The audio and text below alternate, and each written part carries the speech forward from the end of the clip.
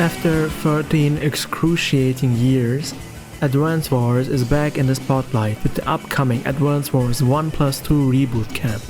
Advance Wars is primarily made by Intelligent Systems, who are also the creators of Fire Emblem, and partially because of this, Advance Wars has developed a reputation of being similar to Fire Emblem and being recommended to fans of the latter. But there are quite a decent amount of differences between the two. In short, Fire Emblem is a strategy RPG, whereas Advance Wars is simply a strategy game. If you're a fan of Fire Emblem because of the character interactions, the experience system, the raising of units, as well as whatever the hell this is, Advance Wars most likely won't be your thing. But for those who enjoy a good strategy game as well as the more tactical and thought-provoking parts of Fire Emblem, Advance Wars is as good as it gets. There is a multitude of differences between both series beyond that, and it already starts with the setting.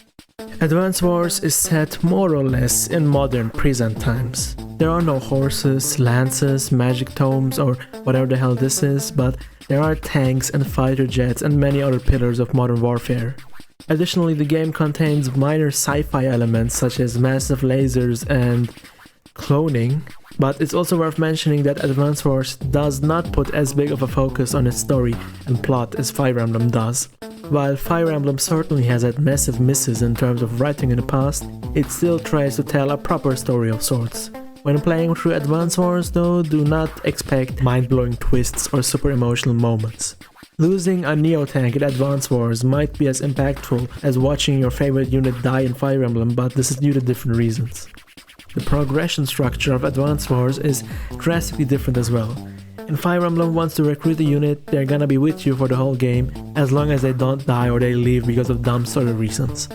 In comparison, Advance Wars gives you a set number of generic units and sometimes bases to produce more units, and you will not be carrying anything in the subsequent parts of the game. Once again, compared to Fire Emblem, most of the action in Advance Wars will be happening in the player phase. This is because of the first track mechanic, where enemies and player units alike deal more damage in their own phase. Because of this, you cannot really place a unit in enemy range and tank all of the opponents like you can in the Fire Emblem games. Unlike Fire Emblem, the main characters in Advance Wars don't actually take part in combat. Commanders aid their army through passive effects such as stat increases, and after a while they can also execute their CEO powers, which have a stronger effect on the ongoing battle. Somewhat similar to the weapon triangle of Fire Emblem, Advance Wars has effectiveness relationships between units. To give some examples, cruisers deal massive damage to submarines, bombers obliterate most ground troops, and fighter jets are the enemy air force's worst nightmare.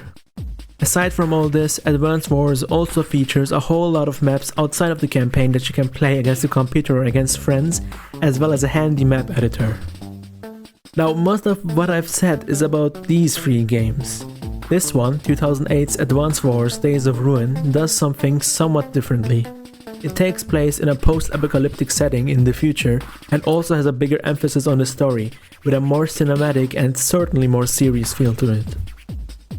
All in all, if you enjoy Fire Emblem, you most certainly should check out Advance Wars as well. Just do not go in expecting a Fire Emblem clone or something like that.